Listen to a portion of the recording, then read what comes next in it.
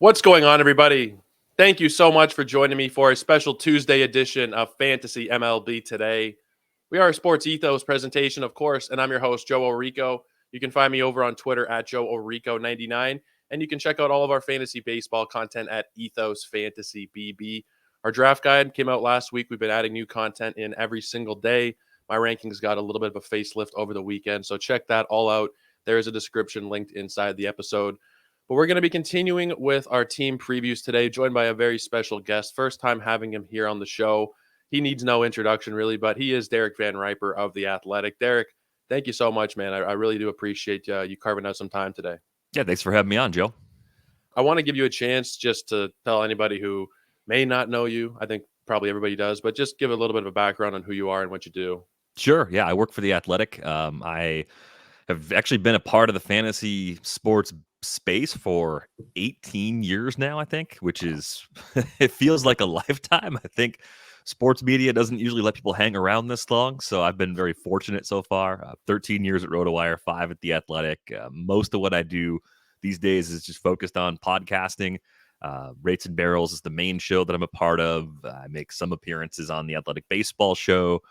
So a lot of fun over there. Rates and Barrels is a fantasy baseball show that I think people who don't play fantasy baseball can still enjoy, which has been very surprising to me to learn that over the years, but actually makes me feel good because I've always looked at fantasy baseball as this thing I love that I wish more people would enjoy. And I think we're starting to get people who listen because they like the advanced stats and the analysis, and they like they like me, or whatever it is they like about the show that keeps bringing them in. They keep coming back, and they send us an email, they send us a message and say, hey, I've been listening for a few years. I'm back into fantasy baseball for the first time, or I'm trying fantasy baseball for the first time. So it's great because we're getting people to try something that we love. And I didn't quite set out to do that, but I'm glad it's working that way. Yeah, I was listening to a podcast recently and they're talking about how people are generally not going to fantasy baseball as much as they used to. So it's good to find different ways that we can bring them in, whether it's through the advanced stats or bring in the younger crowd somehow. However we're doing it, however you guys are doing it, you are succeeding. Rates and Barrels does a great job of straddling the real life baseball talk and the fantasy. So that's definitely a must listen. And then you guys got Trevor May on the show. That's awesome. Yeah, Trevor's great. We were really excited when we realized we had an opportunity to work with him. He's on every Friday with us. We're going to do a live stream on our YouTube channel, 1 o'clock Eastern. If anybody wants to check it out live, of course, it turns into a pod after the fact, but it's really fun. We try to make it interactive. We try to get some Q&A in there every single week. And if you haven't followed Trevor, seen him, heard him somewhere already, he's one of the most honest former players I think I've ever been around. So just to have that sort of candor from someone who was recently a part of the game, but also who loves it and nerds out about it the way that we do, like that's just the perfect fit for us. Yeah, that's incredible. And we know Trevor May last year was a huge hero for a lot of fantasy teams down the stretch. I think it was 14 second half saves. So he went out an absolute hero for us fantasy players as well. How's draft season looked for you as a whole? I know we were in Tout Wars together, drafting right beside each other. But outside of that, and maybe even including that, how have your drafts looked so far? Yeah, 5 drafts in so far, both Tout and Labor online. This is my first year playing in the Solds League, as it's known, right? We've got innings pitched instead of wins. We've got saves plus holds instead of saves. And I think all the Tout Wars leagues, if I'm not mistaken, all use OBP in place of average. At least all the Roto ones do. And I'm used to the OBP twist. This was the first time I played Solds, at least in an industry league before. I think I may have played one with some friends a long time ago. Season overall is going pretty well. I mean, I'm getting the different combinations of players I want, which is basically just working through different builds that I like. So I've tried pocket aces, did that in the mixed labor draft. I think it came together pretty well. I've done different things where I've kind of punted speed until the middle and late rounds, and I feel like I find enough bags later to make that work. And had the TGFBI draft where I don't know how often this happens. It seems like it's once every 10 years. It seemed like I got all of my guys, which you never really build a team that way because your guys don't necessarily fit in Roto on the same team. You just like a bunch of players. You have to be in the right position to get them. And I happen to be at the wheel, pick 15. And maybe it was just being able to take 2 players at a time every time that made that kind of flow the way that it did. But I'm curious if that team is actually good. Like, I love it, but it could easily be my worst team, and that would kind of be heartbreaking just because of how much I like the players I put on it. Yeah, TGFBI was my, I think, 10th or 11th draft of the year. One of the final ones I'm going to do, and I was in the same kind of boat of just, the ADP is 213. I'm up at 197. I don't care. It's one of the last drafts. I'm gonna get my guys, and I do look at that team as this is kind of a classic me squad. And for better or for worse, we'll see how that does turn out. The Tout Wars draft was very interesting. I decided to do it on a live stream. I did it with John Legaze, of the two of us, both in the league. We're kind of just going back and forth, which did help actually, just to talk through some picks. But it was tricky. I don't have a lot of experience with saves plus holds or on base percentage, really. I've been a classic 5x5 guy. Started off with points leagues, moved to 5x5. But OBP, saves plus holds, it's going to be a different kind of beast. And we're going to have to see, because I got Kevin Gosman as my SP1. So I'm kind of holding my breath here as a Blue Jay fan and for this league to see what's going to end up happening here with Mr. Gosman. But we're going to be talking about third base today. Third base is always one of my favorite positions. I love talking about it. I don't know why. There's just so many names that I really love to go through. Before we get into the individual players and the tiers, do you have an overall philosophy on third base this season? Is there a way you're approaching it in general? Yeah, I'm trying not to punt it completely. I think it's one of those positions where you don't want to leak playing time. There's a few spots where the way the player pool is shaped, you're going to have a little bit of a weakness. Like your fourth and fifth outfielders probably aren't going to be 600 plate appearance players, right? You accept that. Your second catcher, unless you invest really early in the position, probably won't get you more than 450 plate appearances.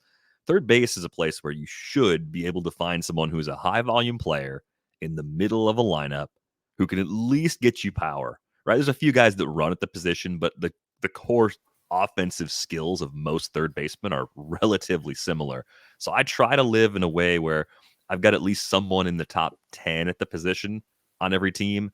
And then I'm comfortable with a lot of the guys that we'll probably talk about as like third tier and even the last acceptable crowd. I think a lot of those guys are decent as corner options, but I don't want that first third base spot, the primary third base spot on my roster to be a weakness because I think you can actually lose a lot in counting stats if you wait too long to address the position. Yeah, it's a very important position. I completely agree that your general prototypical third baseman is the 30 home run, 100 RBI type of guy at the top. There's not a lot of speed. There's not really a lot of speed at the position outside of a few names we're going to get into. Let's start with this first tier, the very expensive names, the elite guys. Going from Jose Ramirez down to Gunnar Henderson. So Jose Ramirez, Austin Riley, Rafael Devers, Ellie De La Cruz, and Gunnar Henderson. These are all top 2 round picks. Sometimes you're getting Gunnar in the third. But these are the elite cream of the crop guys you have to pay up for. Anybody that you like or dislike more than the field in this group, Derek? The guy that I like that I never get is Austin Riley. Like, there's nothing in that profile that gives me any real cause for concern. And I think when you look at how good the Atlanta lineup is, it's much like the Dodger lineup where your runs, your RBIs are going to be well above average. I love the way that team doesn't give days off to their core regulars. Those guys are high volume players. For some reason, Austin Riley consistently kind of pops as like a top 10, top 15 hitter by projection, and he just sort of falls by the wayside. I think this happens to a lot of players who don't steal bases in the first 2 rounds. We have this tendency with those early round guys to say, I want a 5 category player. If you're one of those guys that doesn't steal a lot of bases, you kind of get ignored, even though people are still drafting you there. So I like Austin Riley a lot. I guess he's the sort of player I would describe as more likely to end up on my team in an auction where I can just go out and get whatever combination of players I want than somebody I'm going to take in a snake draft where I have to be in the back half of the order and be in the right position for it to make a lot of sense for my build. Yeah, I agree with you. I took him in TGFBI. That was my first share of Austin Riley. I paired him with Shohei Ohtani. Steals are very interesting to me, and I think what we'll probably talk about a little bit throughout the show. I'm prioritizing them to some extent, but I also think there's a lot of guys that we don't talk about as much going in the late 100s, even throughout the entire 200 ADP range that are just 15, 20, 25 type of steal guys. So if I don't get a Bobby Witt, a Corbin Carroll, a Julio, I don't really mind making that up a little bit later on and not necessarily in the second round. So I can take a Riley and then go for Jaron Duran and a couple of those types to kind of piece it together. I feel like a lot of us, and I'm guilty of this too, think that we need to have steals leaving the first couple of rounds. Is that something that you are subscribing to a lot? Because I feel like a lot of what I hear is if you don't have steals by the end of round 2, you're screwed. And I don't necessarily really buy into that. I don't buy into that either. I think the environment from 2023 is maybe just the sign of some things to come. We may see even more steals in the pool in 2024 because the league-wide success rate was above 80% last season. So the new rules opened up running by volume, but the success rate being as high as it is probably means teams spent the offseason looking at their rosters, looking at different ways to exploit the weaknesses of opposing defenses. And I think we're going to see steals go up one more notch, and we're going to have unexpected sources of steals kind of popping up throughout the middle and bottom parts of the player pool. But also, I think one thing that a lot of younger players will do compared to older players is run. Younger players, the guys that often come up into the pool over the course of the season as well. So if you're a little bit light in the stolen base category, I think you can actually find steals on the waiver wire relative to finding saves on the pitching side. I don't think it costs you nearly as much to bid on a lot of the players that get playing time and actually chip in a meaningful way in that category. So I'm comfortable taking an approach similar to what you described. I think there is a point around like pick 150, 175 where the truly established sources of stolen bases start to dry up and you start taking on a lot more risk. You get imbalanced players by category, guys that have no power that steal bases, like a Stephen Kwan type player. If you wait too long, those players become tricky to build around in Roto. But there's plenty of guys in that round 6 to round 10 range that I like for speed. So if I don't have any speed or if I have less speed than everybody else after those first 5 rounds, I'm not worried about it. And that opens up more strategy opportunities for me, whether it's pocket aces, going aggressive on power, maybe pushing an early closer. I like having that sort of flexibility to build around. Yeah, I agree with you. If you are going to go for a speedy third baseman early at the end of the first round, I really like Jose Ramirez. I don't think we've talked a lot about Jose Ramirez as a community. Last year, there were drafts where he was the first overall pick, plenty of them. He was one of the 4 or 5 guys that was consistently going at number 1. He's not really drastically any different than he was a year ago. I know the RBIs came down substantially. He lost 46 RBI, which is just an insane number. But he's still got roughly the same power, the same speed. He's still a good batting average asset. I think that lineup might surprise us a little bit. Are we too heavily discounting Jose Ramirez, you think, to the point where he's now a second rounder, or is this kind of justified based on the lineup around him? I think it's somewhat justified. I think the hardest thing about making a decision in the first round right now is that it feels like there's probably 20 guys that could be in the first round, and there's only in 12 team or 15 team league. There's only that many spots. Yeah. But I think with Ramirez, the track record's phenomenal. He had one bad half like 3-4 years ago and bounced back from that and has shown no real signs of aging since. He's not really showing signs of slowing down in the base pass. He's still getting to the power. As bad as that Guardians lineup was last season, let's assume they're going to use Bo Naylor as their primary catcher for all of this season. And let's assume we're going to see a lot of Kyle Manzardo. And let's assume there's even a possibility we'll see a good bit of Chase DeLauder, maybe by the second half of the season. So I think we're going to have more impactful bats around him. Even a guy like Brian Rocchio, who's maybe a better real life player than fantasy player, could be good for someone like Jose Ramirez, because if Rocchio is a good table setter at the top of the lineup, if he's getting on base at a 350, 360 clip, that could help with the RBI count a little bit. So yeah, I don't really understand why exactly Ramirez is available at the turn, at the 1-2 turn, but he's part of the reason why I have no problem picking at the back of the order this year. You can get some combination of Ramirez, maybe Yordan Alvarez, Bryce Harper. Like when you get 2 of those 3 guys as your first 2 picks, you've got a fantastic offensive foundation.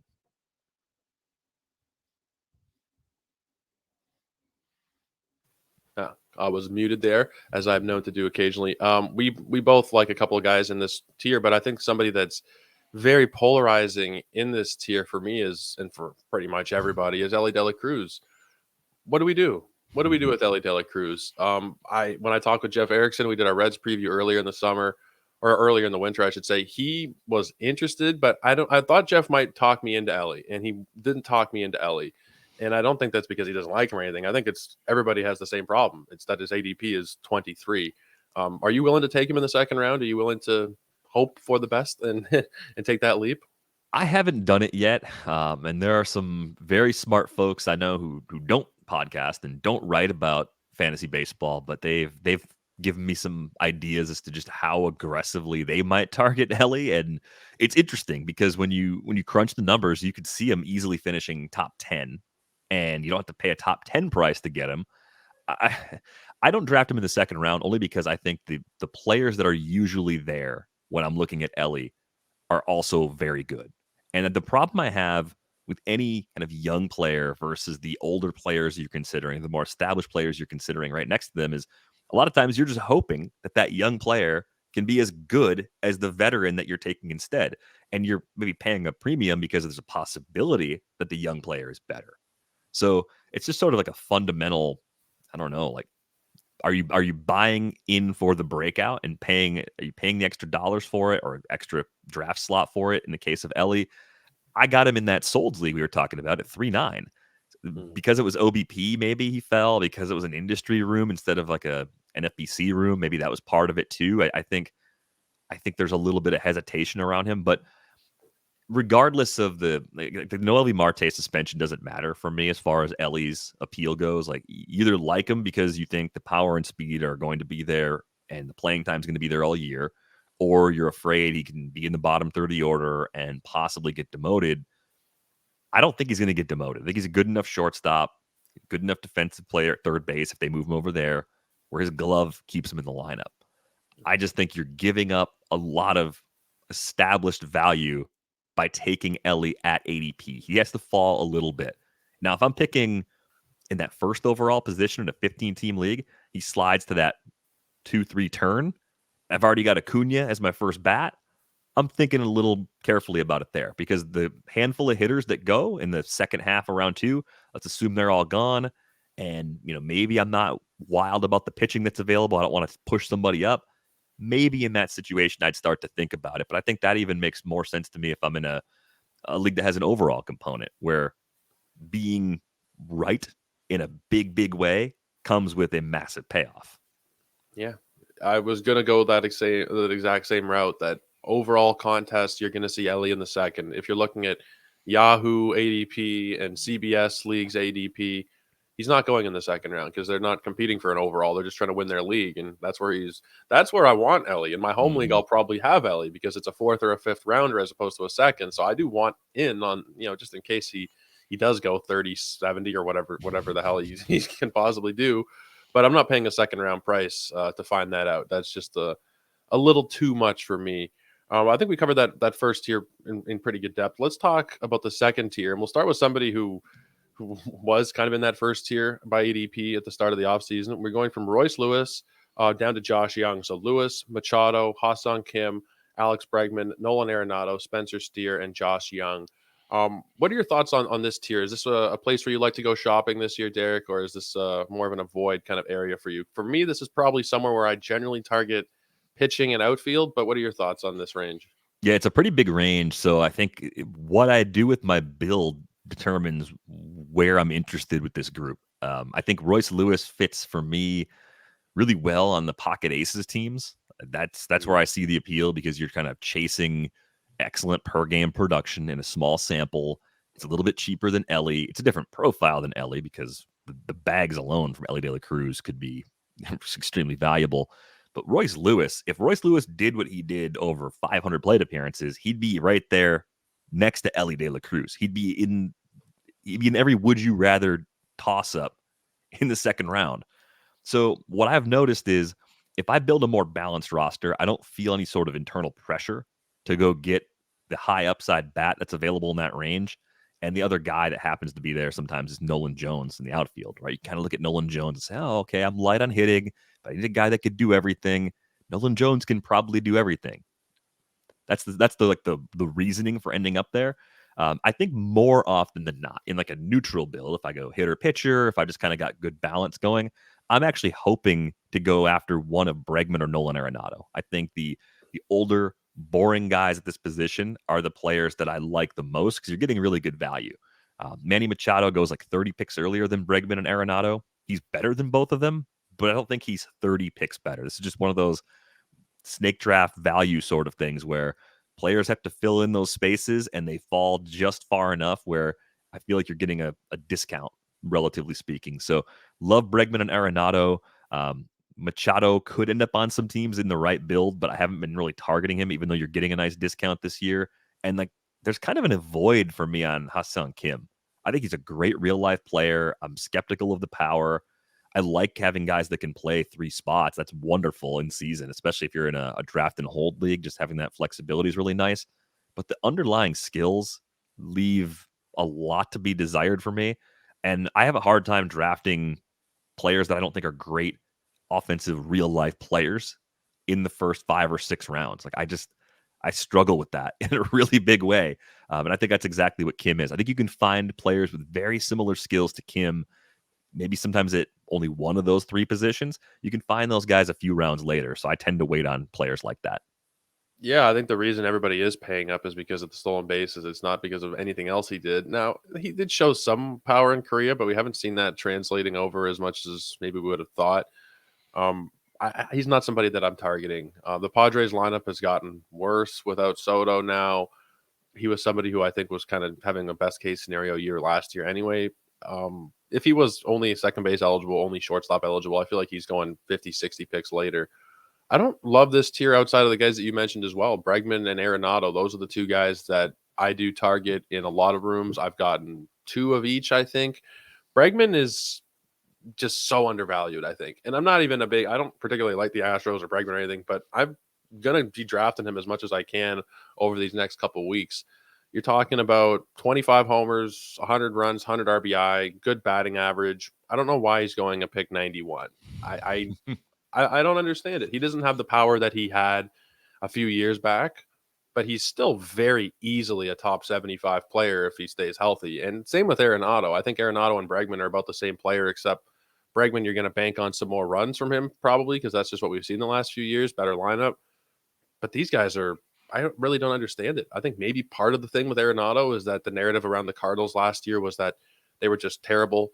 They were awful, which they were not great, but I think a lot of it does come down to the pitching. The lineup wasn't that bad. And I think people are kind of discounting Arenado, Goldschmidt, maybe even Wilson Contreras because the team was not great. Am I crazy there, or do you think I might be onto something? No, I think you're on to something. That's 1 through 9. That's one of the better lineups in the National League. I mean, they've got a few young guys between Walker and Mason Wynn. I know Newt Bar's banged up again right now. It seems like he just has some bad luck on the injury front. Like the ribs are the problem right now. They got a handful of guys that could get like better. I mean, Nolan Gorman could still get better, right? So you take that group, you put Goldie and Arenado and the kind of core guys. Wilson Contreras to me is a really, really steady player behind the plate.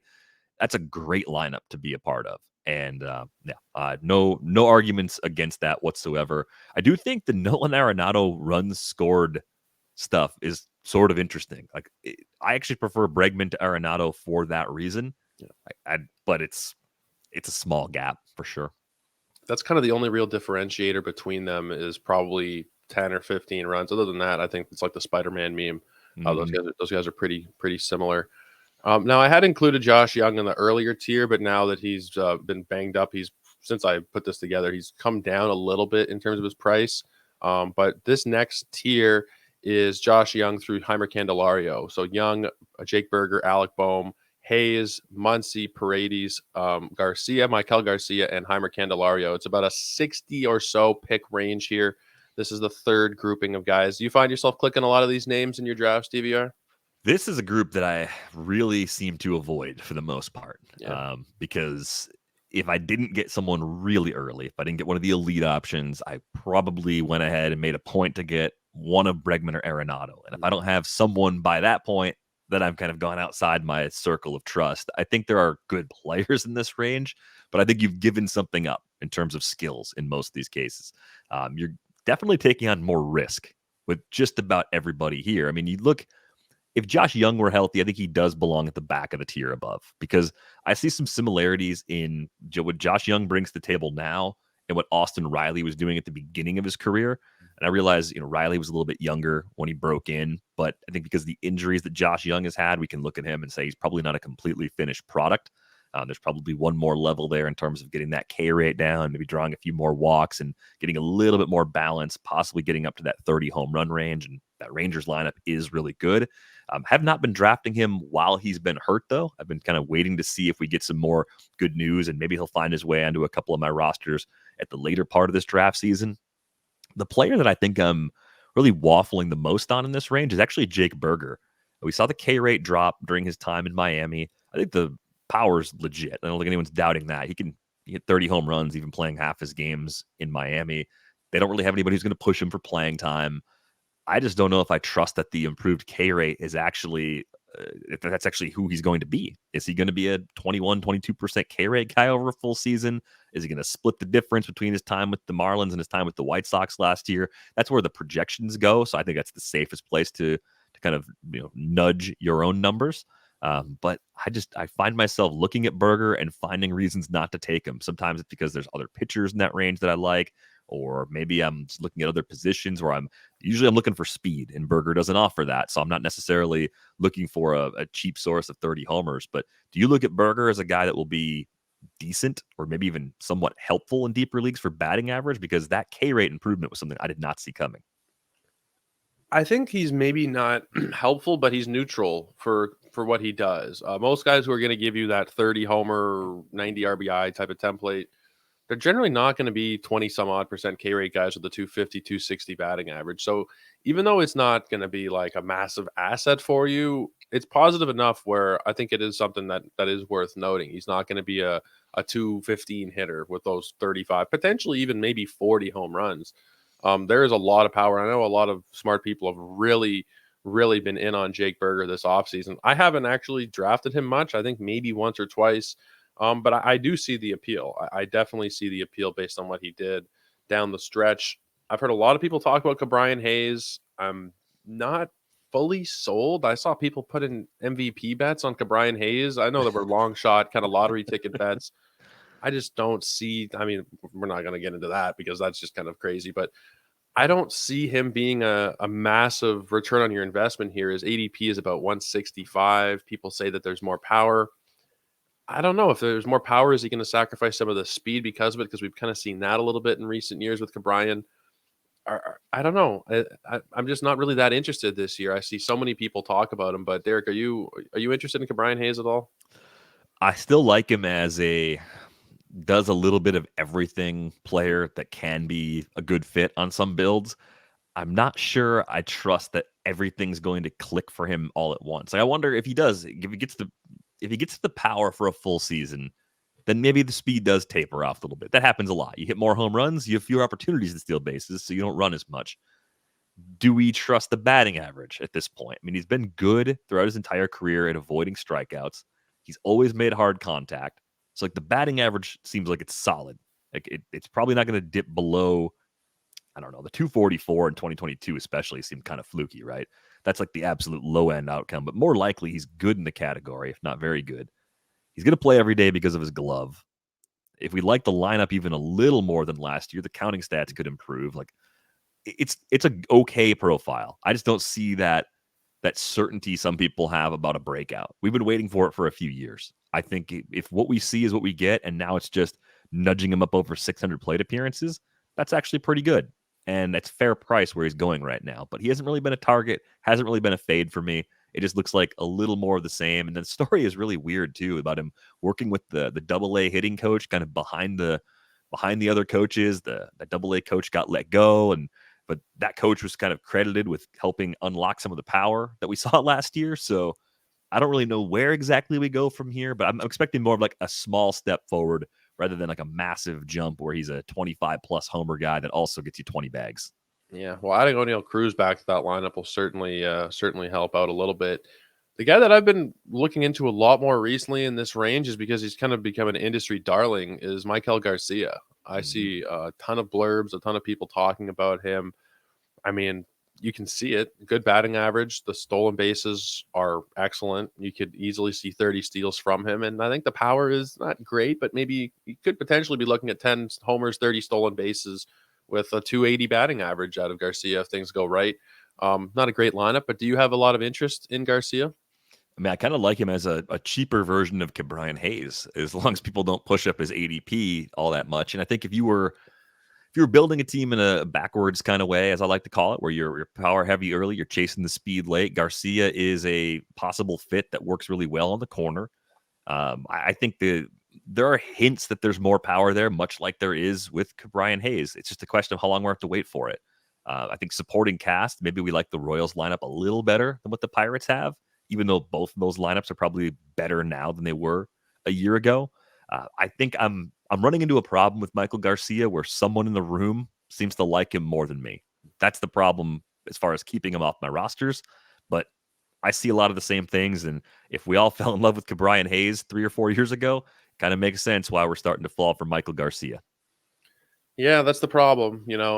With everybody sharing their favorite players on Twitter, it's that you start to get in the draft rooms, and that 220 ADP becomes 210 and 200, and then pretty soon it's 185, and then you're just out at that point. His minimum is 181 over the month of March, so he's definitely been shooting up a little bit.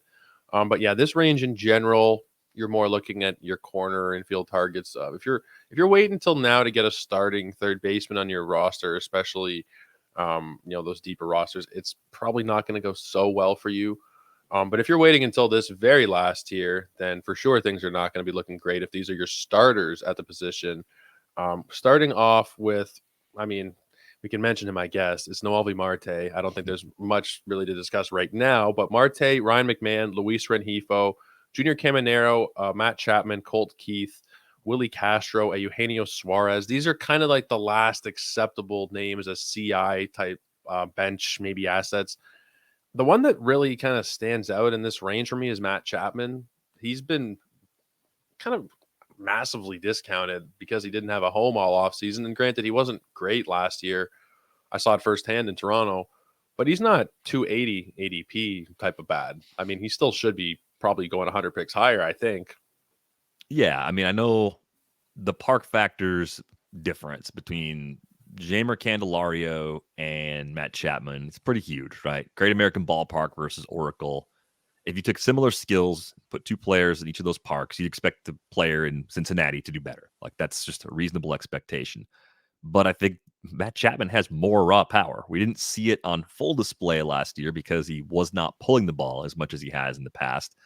The big debate for me with Matt Chapman, we've talked about it a little bit on Rates and Barrels, was the way he was hitting the ball last year, was it by design, or was it the result of some kind of mechanical flaw or possible loss in bat speed?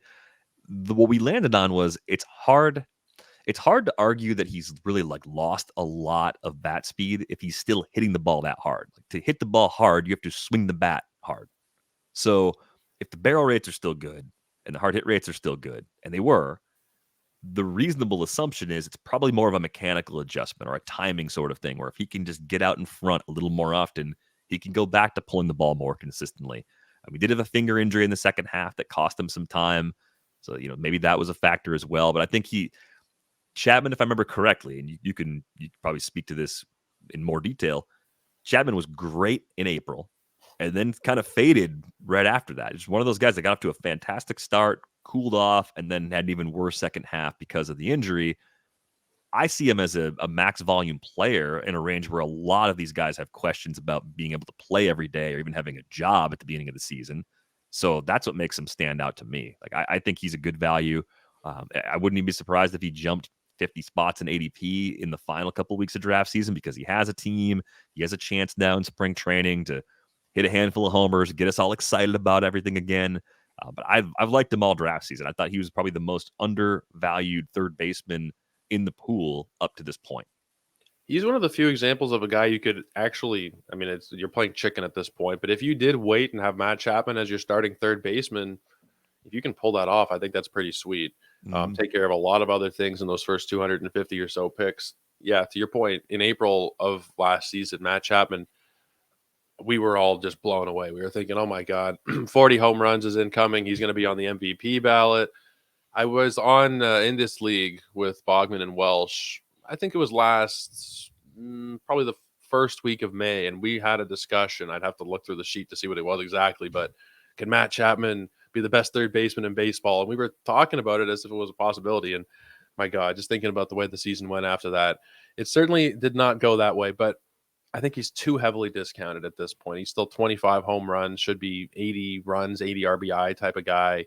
That batting average was not great. Nothing was great last year. I think we kind of just have to throw the season away from that perspective. Somebody else that I've kind of been landing on in this range a lot is DJ LeMahieu, just as a bench piece, once or twice as my corner infielder. We have so many different places that project lineups now.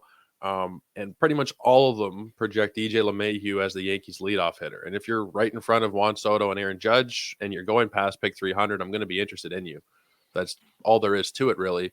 I don't think he's DJ LeMahieu of Colorado anymore.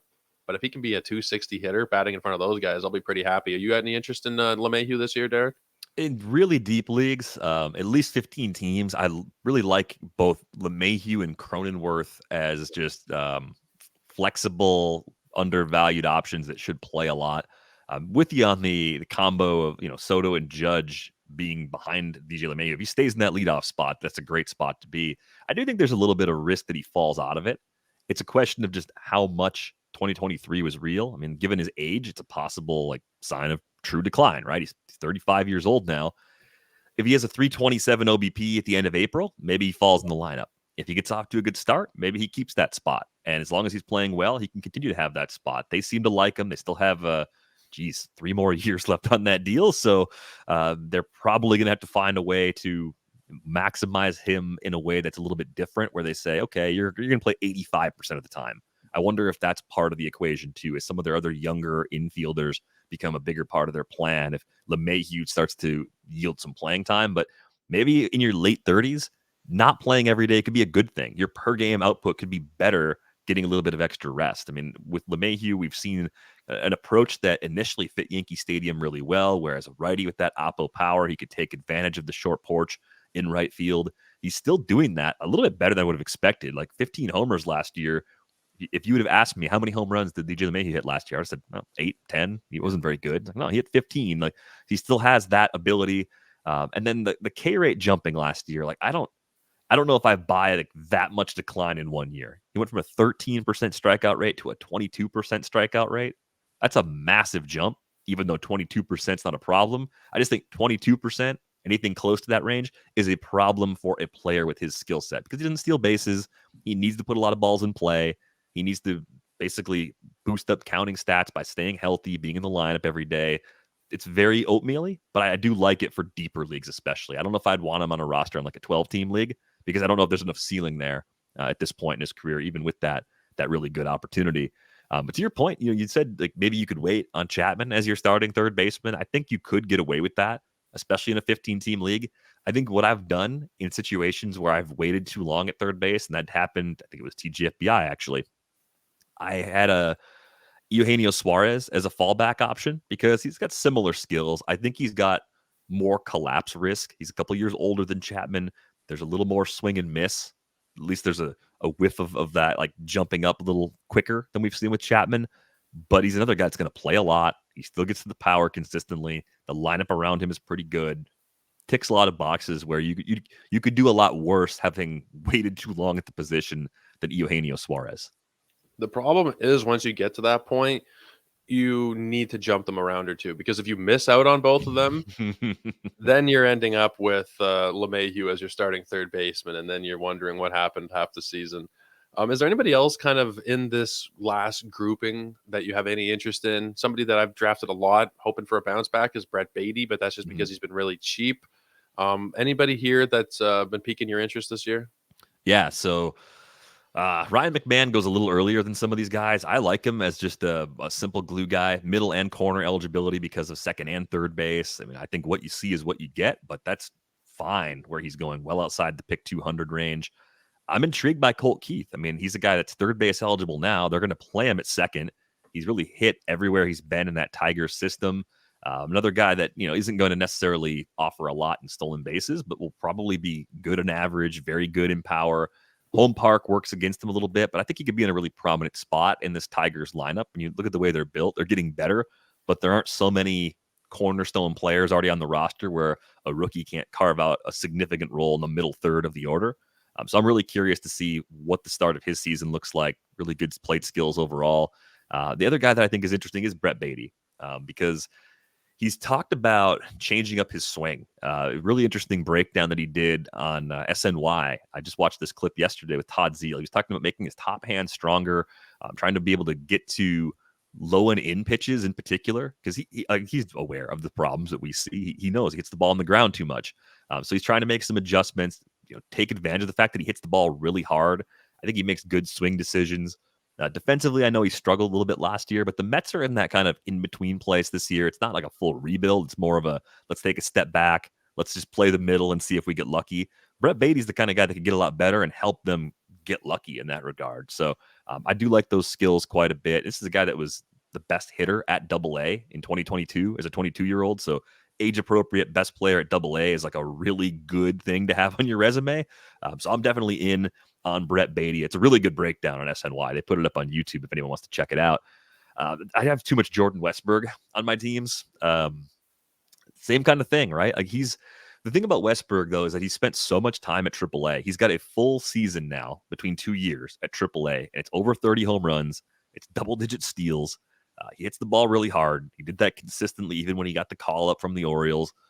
I think he can have a spot to call his own. I just wonder, with some of the veterans, the guy like Ramon Urias, who can play a couple spots in the infield, who's a good defender, does Westburg only get an 80% playing time share because the Orioles want to use guys on their bench? Or can he have an everyday job? I feel like that's something that kind of potentially separates Colt Keith from Jordan Westburg, even though I think Westburg's skill set might be a little more well-rounded for us as fantasy players. The Orioles trying to figure out, it's been the Orioles and the Reds all off season for me, trying to put the puzzle together, and the Reds became a little bit more clear, but the Orioles still have so many pieces that I have no clue what the plan is. Most of them are still in the minor leagues, but I think it'll be Westburg at third, Holiday at second, Henderson at short. But there's a lot of question in my mind about, is it O'Hearn at first? Is it Mountcastle? What are they going to do with Colton Cowser? There's so many moving parts there. I haven't been heavily investing really in many members of the Orioles outside of the ones. I've got a couple of Cedric Mullins shares, once or twice with Santander, guys that I don't really have the playing time concerns with. And again, I don't really have massive playing time concerns with the younger guys. I just worry that there are just so many mouths to feed that somebody might end up getting left behind, and maybe it's somebody that we're not expecting. Maybe it's Jackson Holiday. I don't think it'll be Jackson Holiday, but if he struggles the first few weeks of April, maybe he goes down, and then that's how it works. We just don't know anything. I think a lot of the time, with this is kind of getting off topic, but with these prospects, with these rookies in preseason, we push them up because they're just exciting, the new toy, Wyatt Langford in the 5th round, 4th round kind of thing. But it's so risky. Like there are so many safe options in drafts. Even just going back to Ellie De La Cruz, you can take Ellie De La Cruz in the 2nd round, or you can take Francisco Lindor. Why would you take Ellie De La Cruz? For me, I'm just a safer, conservative type of player. Not even just Lindor. Riley, Devers, so many SP1s in that range. I prefer to play it safe, and I think that can kind of work throughout the entire draft, regardless of your position. And it does kind of vary. Are you more of a safe drafter in general, you think? Not taking as many risks on these young guys coming up? I think I would fall closer to the safe side. I mean, I don't know. People might argue with me and say, no, you take enough risks. I build a lot of, in auctions, especially stars and scrub type teams. Even in mono leagues, I've had that approach for a long time. And a lot of people like to go more balanced in those super deep formats. I'm pretty confident in my ability to find inexpensive players in most leagues that will be better than expected. Like I'm just good. I feel like I'm good in the bargain bin, generally speaking. It doesn't matter how deep the league is. I'll find guys who play more than expected or who are a little better than people realize. And I try to lean into that. So I guess my aggressiveness is more in being top heavy on the roster and less about specific young players. I try to be as agnostic as I can be about which players I get. I mean, I don't have a do not draft list for the most part. It's really more of a, I'm not drafting this player unless he falls to this point, or I'm not drafting this player unless these few things that don't usually happen. And I think the more I played, the more I've realized that the different strategies you can employ, the more strategy you can employ, I think the more dangerous of a player you can be. Because you don't need the board to break your way to build the team you want or to build the best possible team. You understand the different exits and strategies you can kind of implement based on what's happening in any given room at any given time. And as I've played more too, I mean, I think some of the industry leagues, like Mixed Tout Wars especially, I think the last time I was in that auction 2 years ago, everybody just about went stars and scrubs. That strategy becomes less effective when everyone's doing it. When everyone's going to pay a few dollars extra, $2 or $3 over on the top players isn't a big deal. $5 to $7 starts to add up. So then you start to back away. And then I built a team where I lived kind of in the second tier, and it was a great team. But If 10 years ago, if I was in that situation, I might have botched it. I might have got too antsy. I might have said, I gotta get my guys, gotta get my guys. You don't. You don't have to get your guys. You have to understand what's going to happen if someone else gets your guys, because it happens. We like a lot of the same players. That's just the way this game works. Yeah, especially with the way everybody's talking. We'll do shows like this and we'll talk. We'll be, oh, we both like Brett Beatty. And then, if we have another draft this year, it might be like, oh, Derek mentioned Beatty, just so know the room. There's so many different things. But yeah, be a versatile player. Don't get stuck into, I have to take this guy, I have to take that guy. This is my guy, so he's on my team. You have to be able to take the board as it comes. The last thing I'll ask you, and I apologize, it wasn't on the sheet, but who is your absolute favorite third baseman to draft this year, and who's the one that you are just staying away from at all costs? Favorite, I think favorite's probably Bregman. We talked a lot about him. It's just I think he should be a top 60 pick. So I love getting him at pick 90 or somewhere in that range. I just think you're getting everything except steals, which you don't expect to get from this position. The team's still really good. I don't see them crashing back to earth immediately or anything like that, where the runs and RBIs are going to go away. I think we've seen him even kind of work through a couple of injuries that have reduced his power for stretches, but now we've seen it come back long enough to believe that those skills are still there. And it's a walk year too for Bregman, if I'm not mistaken. So he's got that extra little motivation, which certainly never hurts. But my void at the position, it's probably, Spencer Steer's a multi-position guy. I don't really want Spencer Steer. I think the reason is not necessarily anything that has to do with Spencer Steer himself. It's that he goes at like pick 110. And when I look at the other options, other players I can get at pick 110, even though he's got multi-position eligibility, even though he's in a nice home park, and especially with that Marte suspension, his playing time is safer. I look at Xander Bogaerts at the same spot. I'm like, why would I not just take Xander Bogaerts? He's awesome. He ran a bunch last year. He's got at least some power, great batting average, everyday playing time. Xander Bogaerts is awesome. I love Bogaerts. Why would I not take Jackson Chourio if I want to take a swing there? Like, this is the range where I start to think, if I don't have a high ceiling, like reach, a YOLO type player yet, this is where I start to think about him, because some of the YOLO players that go here could be round 4, round 5 picks at the end of draft season. So I look at all the different types of players that go in there. Sometimes SP3s fall. Sometimes you get a guy like, if you're looking for some proven production, you can get a George Springer, you can get a Ketel Marte.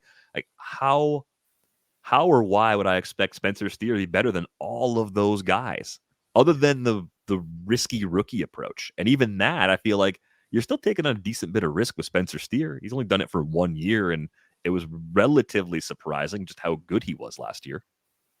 Yeah, I'm not sure the steals are going to be there as much as they were. There's always going to be questions with Cincinnati about how much he's going to play. I think the fact that he can play a few different positions will keep him on the field. But yeah, he's somebody where I thought I'd be a lot more interested than I actually am now that I've done a bunch of drafts. That multi-position eligibility, I thought I'd fall in love with it, but I just haven't. And I don't think I've clicked his name even once. So I agree with you there. And I honestly think I agree with both of them. Alex Bregman might be my favorite third baseman. If you're not going to go and get an Austin Riley or lock that down with a Ramirez, Riley Devers type, I think that makes a lot of sense to go with Bregman. But Derek, I think that'll do it. I really appreciate you coming on today, man. It's been great finally getting to quote unquote meet you here. Yeah. We've met in Arizona at First Pitch, and as people who've been to First Pitch know, sometimes you meet someone a little later in the evening, and it's it's hard to remember the details of the conversation or who you had the conversation with. You remember what you talked about, but you conflate talking to one person versus another about that particular thing. So highly recommend First Pitch Arizona, by the way, one of the most fun trips of the year. But thank you for having me, Joe.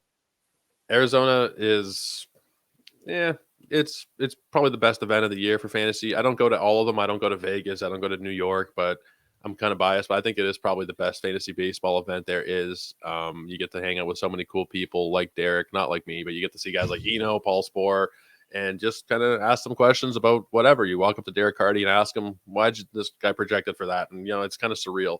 But Derek, I do want to just give you a chance one more time if you got any upcoming articles or any shows you want to plug before we get you out of here. Yeah, so we actually have a live episode of Rates and Barrels, 2 live episodes of Rates and Barrels. They're going to happen next week, March 20th and March 21st at Other Half Brewing It's in Brooklyn, the Domino Park location. They got a few locations. 7 o'clock is when the show will start. Eno and I will be around probably for a couple hours before that. We'll probably hang around for a little while afterwards. So if you happen to be in that area, we'd love to see you out there. That'll be a lot of fun to have a couple live shows going into the season. Rates and Barrels going 4 days a week in your feed otherwise. And again, live streams, 1 o'clock Eastern on Fridays, most Fridays with Trevor May. I think the Friday after our 2 live shows, we're actually all on planes, so we won't have a live stream that day. But most Fridays, we go live at 1 o'clock on our YouTube channel. Yeah, it's been really fun to see you guys add Trevor to the mix. You guys already have great chemistry, so that's been a lot of fun to add a great name to an already great show. Check out Derek. Follow him over on Twitter at Derek VanRiper. You can follow me at JoeLrico99, and make sure you're checking out our draft guide. We've got 25 plus articles. We have our draft tracker powered by ATC projections, rankings. We have dynasty content. We have so much stuff. I can't even list it off here. I'll keep Derek all day. So check out the link in the description for all of that great stuff. We'll be back again tomorrow. Tomorrow is Shortstops with Ben Tidd, one of our own writers here at Sports Ethos. But until then, everybody, take care and have a great night.